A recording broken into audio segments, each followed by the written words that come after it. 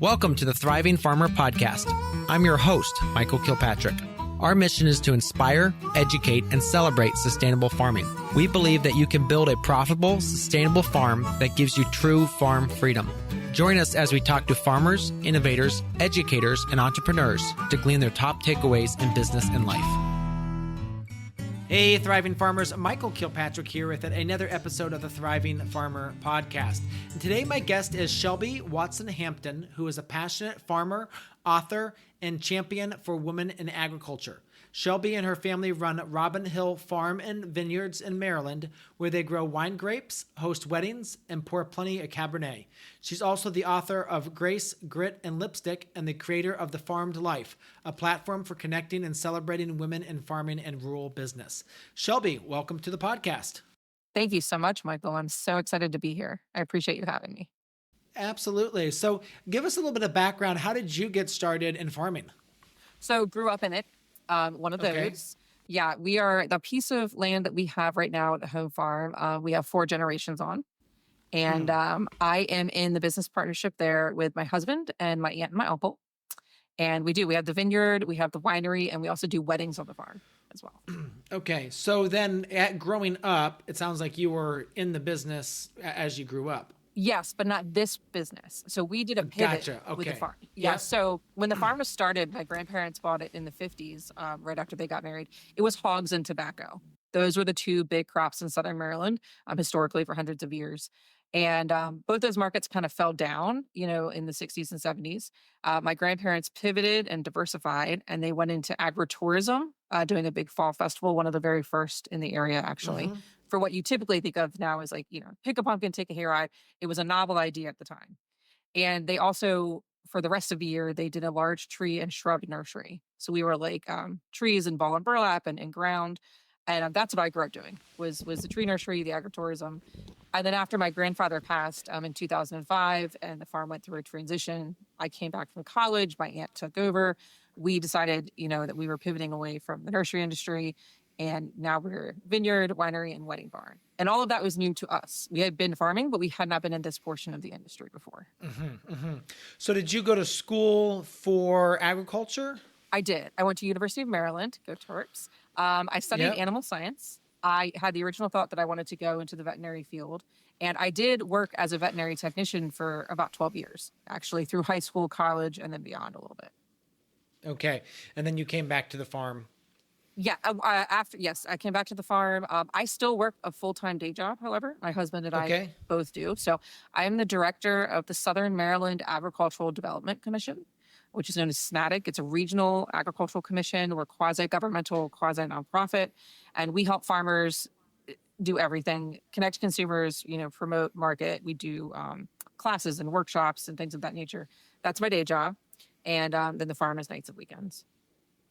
Okay. All right. So let's dive into the farm now. So you've got the wine grapes. Now, is Maryland a prime location for wine grapes? It is, for the kind that we're growing. You can grow you can grow wine grapes in almost any part of the world, as long as you know what soil and what micro and macro climate you're looking at and what grapes go good there. So it turns out, when we were kind of exploring new ideas for the farm, the University of Maryland Extension had done a lot of research previously about what could take the place of tobacco. They were trying to find the quote unquote silver bullet for their replication of tobacco here. There is no silver bullet, but grapes a lot of people did jump onto. The same soil that is really good for tobacco is very sandy, well-drained soil, is very good for grapes as well. And we have the same. It is similar here to Bordeaux, France. Okay. All right. So then talk to me a little bit about the life cycle of the grape and how long does it take to grow? Yeah. So if you're looking at your calendar year, January to December, January is kind of the downtime. About midway through February, we'll start getting ready to start pruning, and we'll probably start pruning end of February, early March. At that point, you're in the vineyard, you're pruning. As bud break happens, you need to get everything pruned before bud break. You're looking into the spring. They're going to start growing up. You're going to start tucking and tying, attaching them to the grow wire. You're eventually going to be, leaf pulling and thinning and trimming the canopy and spraying according to your spray schedule. It is very hot and humid here in Southern Maryland, so we have to be careful of like powdery and downy mildew and things like that. And you're going to go all the way through the season. You're taking care of the canopy and the fruit. Eventually, once the fruit starts coming out, you're going to be detangling and separating, making sure plenty of sunlight's getting through. And then you're going to get into closer to harvest, where we'll do fruit set, where we have everything kind of where we want it to be. We'll put the nets on because the birds love to eat fruit, and a flock of birds can come through and, take everything out. Yeah. So, and then we'll go into harvest. And now harvest for us where we are is interesting because as the climate has warmed up, our harvest dates have gone forward. We used to Yes. harvest 10 years ago, we would harvest, mid-September to the end of October. We now harvest mid-August through the middle of September. Wow. Yeah, because it gets so hot so quick, and you don't want those grapes to rot on the vine. So, and after harvest, so harvest will be done, end of September, beginning October, we'll finish that. And then all the processing is happening in the winery. But then going back into the vineyard, you have to pull the nets off and kind of set the vineyard up for winter. So the vineyard season, and mostly everything is done by hand. I mean, it's a very hands-on crop. It is like tobacco in that way. The vineyard season is typically mid-February to mid-October. Okay. Yeah, because all the steps you described right there, it's all like, that sounds like a lot of work. De-leafing and detangling, I'm like, oh my gosh. So talk a little bit about like how many vines are you guys managing? Yeah, so we have a little over 5 acres in actual vines, which it doesn't sound like a lot when you're comparing it to some other types of farming, but that's enough for us. It is a lot. We are 100% estate at the farm, meaning that we only use our grapes grown on our farm in our wine. Okay. And we've gotten to the point where we will sell a few tons a year of extra that we might not need to other local wineries that are looking to add, to their crop. But we're really proud to say that, everything on the farm, it's from grapes to glass, basically. And then, so what's the labor situation look like? Are you bringing in H2A for some of that, or is that all local? No, it's all local. The way it started was really just the 4 of us. So my aunt and uncle, my husband and I, it's a lot of labor. We eventually started bringing in some part-time help. And now we have 2 guys that are basically full-time with us. They're friends of my dad's, and they're older, retired. And one was a firefighter, and one worked for the Department of Fisheries near us. Okay. And now they're both basically, 4 to 5 to 8 days at the farm. They're my husband's vineyard crew. They also help my uncle in the winery.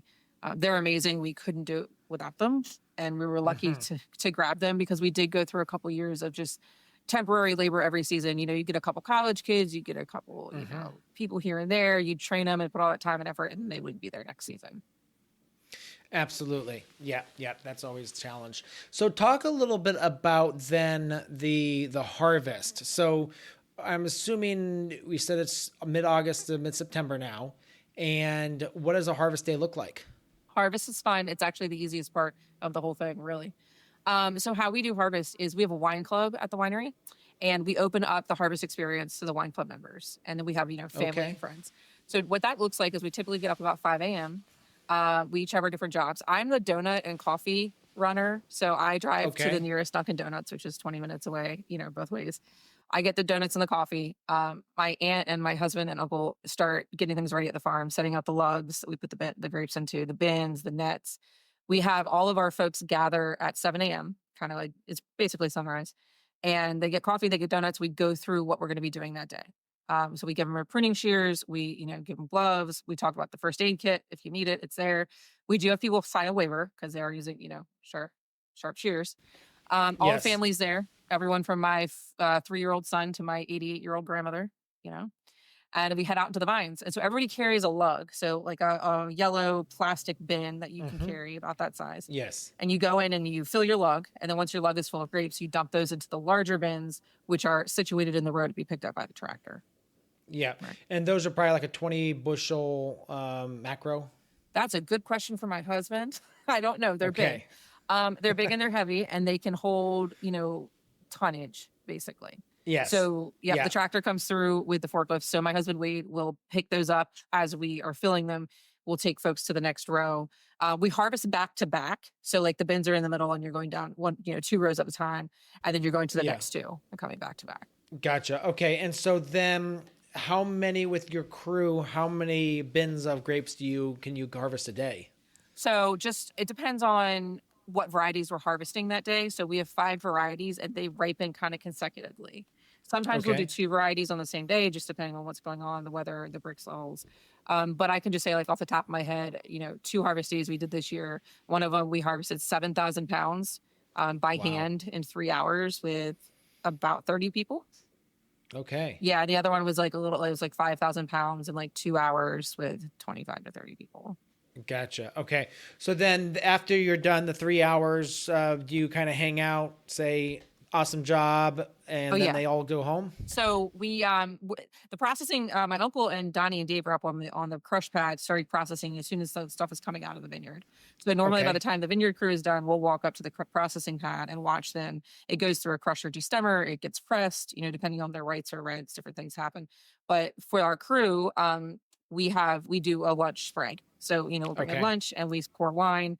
They get glasses of wine, they have food, they watch stuff harvest process. And then also, of course, because we mostly process on harvest and process on Saturdays, we all then like get cleaned up and then we go right into opening the winery for the customers.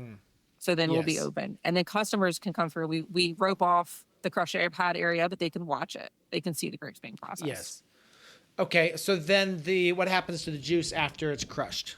So if it's reds, it's going to sit on the skins, right? So those aren't going to get pressed right away. Those are going to go into big bins and they're going to go into the winery and they're going to sit. That's what gives the reds their flavor, their tannins. The juice sits on the skins. And what happens with that is you get to punch the cap down. So the cap is what is when those skins and that wine is in that vat. It's fermenting, the alcohol and the sugar. Yeah. So the skins rise to the top. And then you take this it looks like a giant kitchen tool. It's got a round disc at the bottom, like a potato masher kind of. And you push it down. You do that twice a day, so it kind of, aerates the tank a little bit, brings stuff through. When those are done, they'll be pressed. So they go into this massive presser that we have. It's got a balloon bladder inside of it that pushes up, right? And then that juice comes out through the pipe, the hose, and will go into a tank. Now, with the whites, we do that right away. With the whites, that happens on the fresh pad the day of harvest and processing. They don't sit on the skins. Okay. And then do you refrigerate any of that, or does it go right into vats and start being turned into wine? Well, the winery itself is kept at a certain temperature, so it's kept pretty cool. It's basically air conditioned, in there year round. Yes. And the tanks will go through some sort of cold stabilization when my uncle, who's the winemaker, does that in the wine process. So they'll actually get what we call a cold jacket or a frost jacket. You can see it when you walk in. Yeah. So it just kind of depends on how that's going. Most of our wine is done in stainless steel tanks. We do have barrels for some of them. We have barrels for our port, barrels for some of our reds. We also utilize what the industry calls as like barrel staves or barrel chips, where the wine is in a stainless steel tank, but you can add the staves of the type of barrel that you want to it. So you can kind of adjust the oakiness and you're not losing anything to evaporation. Yeah. Gotcha. Yeah, because if you were to do in barrels, you would get that better supposed flavor, but there is a lot of loss to the evaporation. Yep, and it's just not, stainless steel is very cleanliness. You can take care of that. So there's pros and cons to both. We do a little bit of both. We also kind of meet in the middle.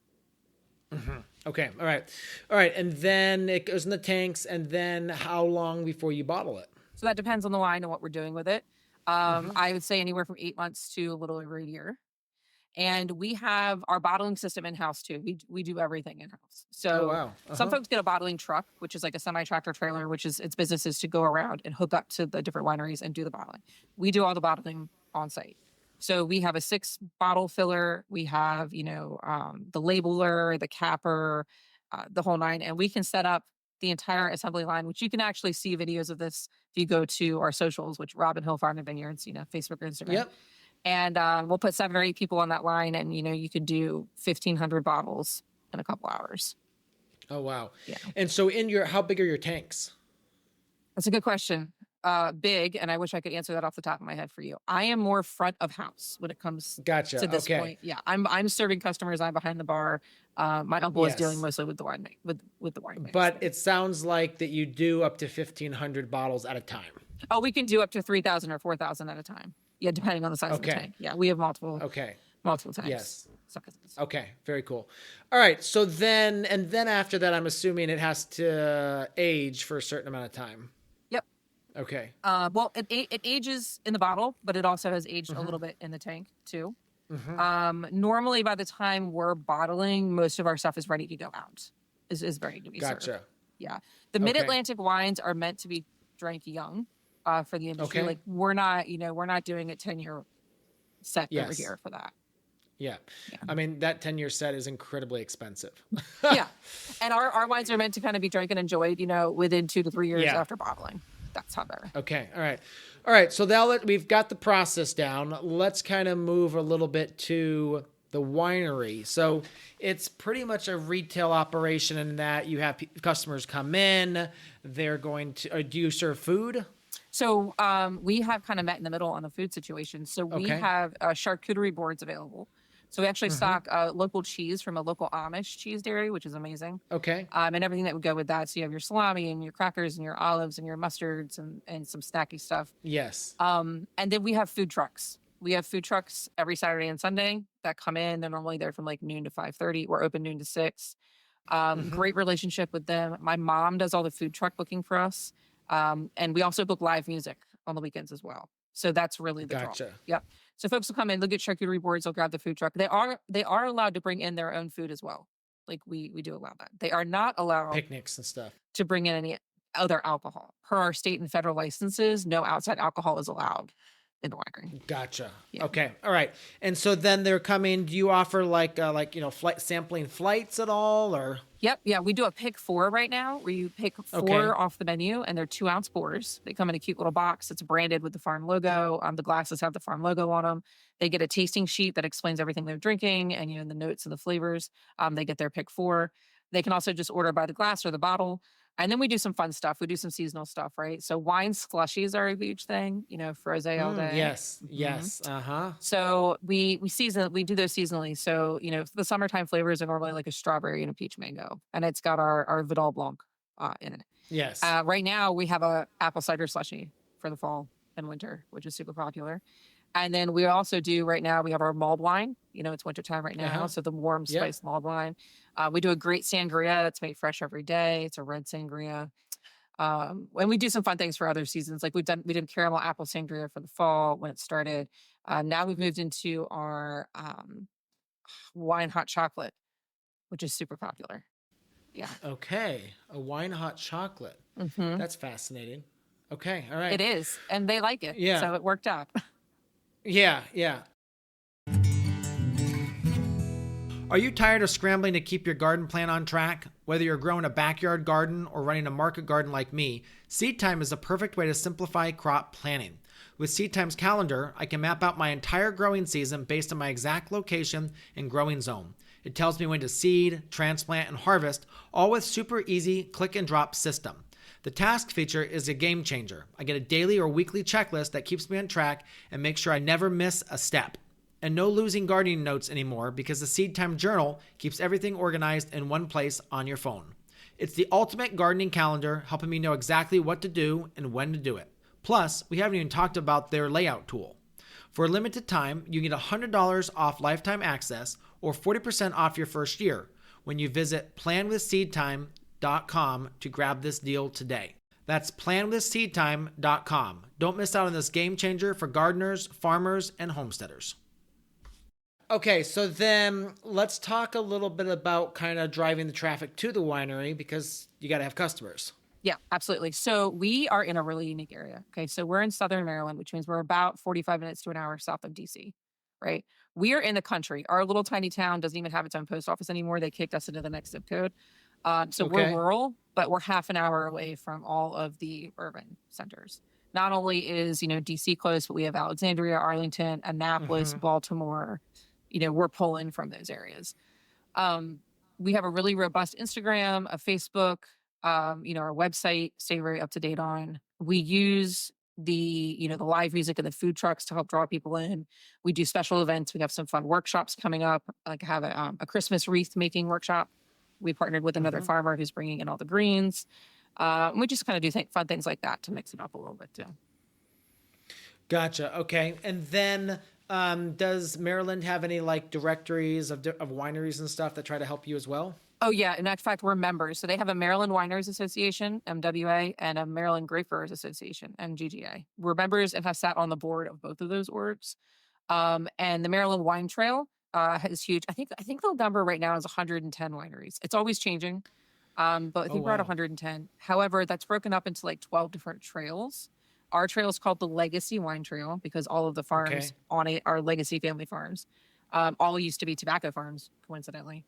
And there's 5 of us on our trail right now. And it's very cooperative. It's not a competitive industry. It's very cooperative because the more you have, the more people come in, the more they stay, the more they spend. Gotcha. Okay. All right. So the average customer, what's your average spend that you like to see from someone as they come in the door? That's a funny question. And you're the second person to ask me that in about 3 months. And to be honest with you, as much as the marketing and focus that we do, that is not a number we've assigned. And now I'm kind of curious. And we don't really even have an average customer. Our customers are every demographic, gender, ethnicity, taste and wine that you can imagine, right?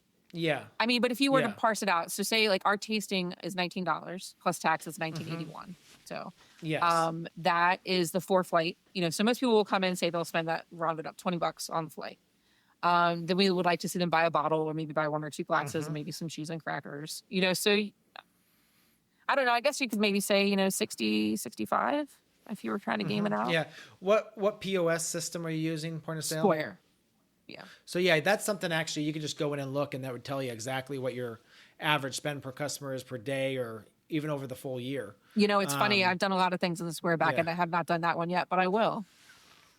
Thank you. I will. Yeah. We're constantly tracking that. All right. So then, do you have any programs like Wine of the Month that you try to get people to subscribe for? So we have a wine club. Yes. Okay. And our wine club is a household membership. So it's 2 people, however you want to do that. And we have about 132 households right now. And so wine club is quarterly. So they come quarterly. We have a pickup party. There's food. There's live music. We do some sort of special demonstration or special tasting. They get a free glass when they're there doing their pickup. Their pickup is 4 bottles.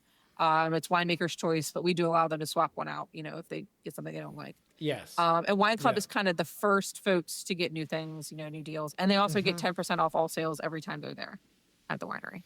Yeah. Okay. All right. And that is, I'm assuming that's just keeps reoccurring payment. Yeah, we actually, in Square, the Wine Club members have their own profile, and actually they can keep a card on file. So when they come up to the winery, they can just say, I'm a member, and we can actually look them up, and they don't even need to whip out their wallet. We can just type it in. Interesting. Yeah, okay, and then the quarter, when it runs, on the quarter, they pay the week before the Wine Club. And I do that, and that it's still, even in the system, even with their cards being saved, their names and all their information, I have still to go through and manually hit charge. It actually asks you twice, so you're not doing it accidentally. And it takes about 3 hours to go through all of them and to make sure, everything's right. Because every time you do it, you get 20 or 25 cards that are expired or, declined, or there were fraud alerts or something, and you go through. So you have to call them and get it straightened out. Call and email, or do it when they come to the pickup party. We mark the, the boxes with a little. Yeah, just say, hey, your card didn't go through. Okay, all right. Now talk a little bit about the wedding venue part of this as well. Yeah, that's fun. So we took our old horse and cattle barn, which had horses and cows on one side and then just equipment stored in the other. And we poured a new concrete floor and we pressure washed the entire thing and cleaned it up. And my husband and I were the first wedding in the barn. And this was April of 2014. And we used all of our wedding photos for the advertisement, right? Website, rat card, for sure. Let me tell you a funny story about that. So we did the first look pictures, where you go out and you do your first look. Yes. And we're doing this, and I see this group of people over there. I'm not really focusing. And one of my bridesmaids is like, who are those people? Why are they here 2 hours early? And I look over and I'm like, I don't recognize a single person in that group. Are these friends of my parents? I don't know, but they were younger. Yeah. And then I looked over and I see my Aunt Susan, and she is giving a tour to 6 couples of the wedding venue the day of my wedding, because it was all pretty. And I was like, oh my God, that's brilliant. I busted out laughing, right? They all 6 booked. Yes. They all booked. Wow. They were our first 6 weddings besides me. Yeah. Wow. And then because I'm looking at the pictures of the venue now, you've actually built an upstairs kind of like. Oh, that was there. So that's our. Okay, that was was there. That was the hay loft where all the hay used to be stored, and they had on the inside. They had doors where you opened, you could throw the hay down into the hay loft. Yeah. Gotcha. And so, how many people can you fit in that venue? 200. Okay. And that's a seasonal venue. There's no insulation. It's seasonal from mid-April to mid-November. So it's not insulated or climate controlled, but we do have real bathrooms, and we do have fans, and we have stand-up heaters. So we can get through your shoulder seasons, but we don't want to be in there in the dead of winter. Correct. Yeah. But then they can take pictures in the vineyard, all of that. And that's actually, It's really pretty. Thank Yeah. you. My Very Aunt Susan nice. is the guru there. So my husband and I both work full time off the farm. He's an ad Hmm. too. He's a planner at our soil conservation district. But my aunt and uncle are older than us, retired from previous jobs, so they're at the farm full time. So we're able to kind of flex and mix and match jobs and duties. So Susan is the wedding guru. I used to do weddings with her the first 2 to 3 years that we did it. We were all there, till midnight doing trash, cleaning up the bridal Yes. suite. I don't do that anymore since I had my son. I kind of started doing that when I was pregnant, and then COVID Yeah. happened, and so she has people that she hires now to help, but she's still there at every wedding. Like, she wants to be the person on the ground, and I help her Yeah. occasionally. I'll pinch hit, but she's really the wedding guru at this point. Yeah. Yeah. She's the point person. So then what's the typical time from when a couple reaches out to when their actual wedding is at the venue? So we're most of the time booking a year in advance. That's the Okay. timeline for most weddings. Sometimes we'll be shorter than that, because if they're coming in on a date that's not taken, we'll push it out and say, hey, we've got availabilities. We have a lot of military in this area, so we have a lot of military bases around. So we've done some quick, like, hey, can I come on that Yes. Thursday, type of thing. But most of the time, you're booking a Saturday wedding. It's a year out. Susan has an entire binder. They come for a tour that takes like an hour or so, walk around, talk about what we have. We also have availability for them to get ready at the property. So we have a groom's room and a bridal suite. We do not do overnights though. So they have to get Okay. a hotel, in town. Yes. Yeah. Okay. And then I'm assuming you prominently feature your wines in this as well. Yes. So they are required to buy at least one case of wine for the wedding. I'll tell you something interesting about that though. So the way the farm is, the winery is to the left of the big hill and the wedding venue is to the right. And so for our winery license, for the state, federal, local licensing, we had to create what they call a bonded area. So it's literally the square footage of like the winery and then the lawn around it. On that bonded Okay. area, we can only serve our wine as our alcohol per the federal regulations and the state regulations. But it's separate from the wedding venue, which is down the hill and is a separate LLC and is a separate area. So at the wedding venue, they can feature our wine, but they can also have a full bar. So you get a bartender. Gotcha. Yeah, you get Yes. all the things you would want. So 2 different businesses, Okay. 2 different LLCs, 2 different spots on the farm. And that there is an advantage of, as you're setting up your business, making sure you think through every aspect of it. Oh yeah, and we're insured different ways for both of them as well. Yeah. And then the farm itself, the actual land itself, is in a trust. And so both businesses actually, leased from the trust, basically. So many layers of insurance liability, super important. Yeah. Yeah. Because you have a lot of public there. A lot of public Yeah. and a lot of alcohol. Yes. Yes. Can be a lot of fun. I have I'm stories, assuming. Michael. I have stories. Yes. Well, what would you say the worst wedding was you ever had? Oh my God, how do I make this short? These poor people. Okay, let me set the scene. It was August. It was like 98,000 degrees outside with 98% humidity. There were lightning storms in the distance. This couple had only hired a food truck for their wedding. Okay. No. Food truck breaks down on the beltway between DC and us. They're towed in from a tow truck with this food truck sitting on the back of it. Tow truck comes in, dumps the food truck, and leaves. The food truck people are like, it's okay. The motor stopped. We couldn't get it started, but we'll just plug in, the generator and start it up. Guess what? Oh, There is no generator to plug in. It has to run off the engine. They had never had the operation when it wasn't running off the engine. This particular food truck, their whole thing was like sliders and fries, right? Like mini sliders and fries. My brother's house is the closest one to the wedding venue, and they were on vacation at the time. So my aunt and my mom and my other aunt and my grandmother went around to every house on the farm and got those flat griddles that you cook on, Yes. Yes. lined them up on yes. my brother's porch and plugged them into a power strip. And the chef from the food truck was frying mini slider burgers on my brother's front porch while his wife drove to McDonald's 20 minutes away, bought 100 orders of large McDonald's French fries, brought them back, dumped them into a giant Tupperware, and started putting like their seasonal stuff on it, Yes. whatever. My aunt is running the burgers and sliders to the person serving at the venue from the golf cart. Okay. I'm helping the chef. I'm a sous chef at this point. I've never been in the food industry, right? I have a bandana tied around my head because I'm sweating so bad. We're flipping burgers and the power goes out. No. And we had blew the breaker. Thank God, just the breaker on my brother. So then I had to go back. And of course, it was in their bedroom, in their closet, behind all my sister-in-law's dresses to like find the breakers to flip the switches. And there's a tornado warning. Okay. We made it through. We did it. The people had food. They had a wedding. It was wonderful. We all looked at each other. We're like, never again. So guess what went into the contract at that point? Food trucks cannot be your sole catering provider. Oh, and I forgot to tell you, the tow truck came back for the food truck at the end of the night, pulled out and hit my uncle's truck with the Oh, dented his bumper. no. So how many people were at that wedding? God, I don't know. It was smaller. It was like 100. Thank the Lord. Yes. Yes. Yes. So, Or else you would have been there at midnight still frying sliders. yeah, that's the one when we always look at each other. I mean, there's been some other fun ones, but that's the one where we're like, no. Yeah, never again. Never again. Now you also do training with farmers, and you've got a community. Talk a little bit about that. So my day job, really? Is that what you're saying? Well, you've got your book. You've got your book. So let's talk about your book. All right, my book. That is a labor of love and passion and joy, and it's all about connecting with other women in rural communities. So not just farmers, definitely ranchers, definitely homesteaders, but also like rural small business and small business entrepreneurs in the countryside, and also anybody who just wants to connect with their farmer, and know those folks. So it's narrative nonfiction, which means it's kind of half memoir, half conversation. And I interview 15 other farm women that I feature in the book that have all sorts of awesome and unique businesses, mostly across the U.S., but several in Canada as well. Okay. So the book is Grace, Grit, and Lipstick, Wit and Wisdom for the Modern Day Farmer and Her Farm Curious Friends. And it just turned a year old this November. Okay.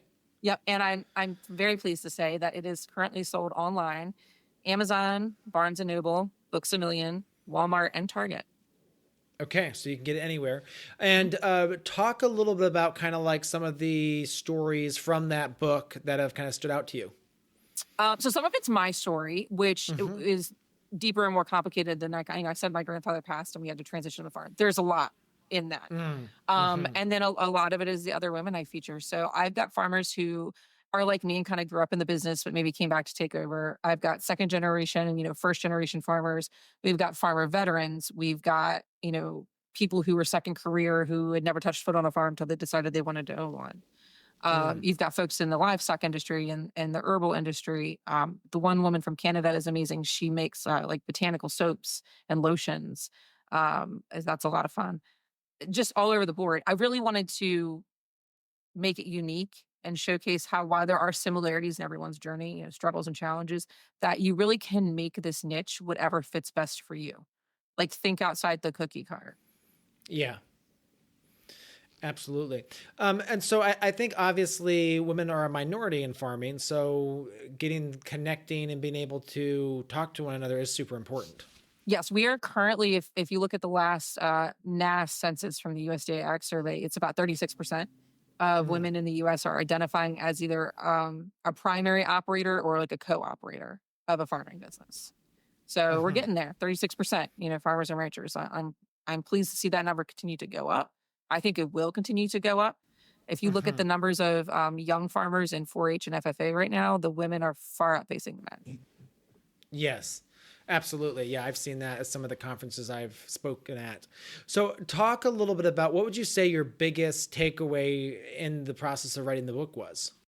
It's a good question. My biggest takeaway is the fact that you can do more than you think you can. Here I was, I'd always been a big book nerd, always loved reading, but also loved the farming community. And a big emphasis of why I wrote that book was because I was looking for books about women in farming. And I found about a dozen good ones, but that was it. There's like not a lot. And I realized this is a dearth in the market and in the community that we have here. And I'm picking up all this collective wisdom from women at farming conferences and workshops and in my own community and other communities. And I'm like, we need a place to put this together. Like, we need to talk to each other. And that's what I wanted to do with the book and with my brand, The Farm Life, is bring that kind of sense of community together. And I've been so thrilled to watch that happen across the industry. There's a lot of other great groups. There's Farm Her, there's Pink Tractor, there's Trailblazer, there's Cowgirls Over Coffee. I mean, you can get online now and find, really your peer. And I'm so proud to be a little tiny slice of that. Absolutely. What would you like the message to be to women farmers? What would I like the message to be to women farmers? You're not alone. You're not alone in your struggles or your joys. We are here. Find your community, find it online and in person. reach out to each other. It's really a, rising tide raises all boats, and women are nurturers. I've never met a woman in this industry who's a competitor. We're helping each other, and we're trying to really have grassroots approach to that. Yeah, absolutely. Very cool. Any final thoughts before we go? I'm just so pleased to be here. I am loving what you're doing here in the farming community. I love the connections. I hope farmers continue to reach out, continue to advocate, continue to be seen. And Grace Grit and Lipstick makes a great stocking stuffer for them. Absolutely. Yes. This will definitely air before the holidays, so folks can get that. And again, remind folks they can buy it on your website as well as any of the major booksellers. Yeah. So my website is thefarmedlife.org. So it's like the Charmed Life, but Farmed Life. You can also find me under The Farmed Life on Instagram and Facebook and other places like that, all the socials. And yes, they can buy the book on Amazon, Walmart, Target, Barnes & Nobles, Books A Million, and Bookshop. Online always. Okay. All right. And if people want to come visit the winery, what is the best time of year to come?